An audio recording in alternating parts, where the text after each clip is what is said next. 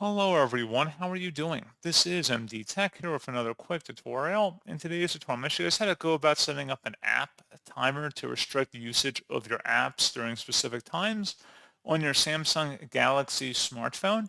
So this should hopefully be a pretty straightforward process here, guys. And without further ado, let's go ahead and jump right into it. All you have to do is swipe up on your home screen and select the settings gear button. And then you want to scroll down and select where it says digital well-being and parental controls.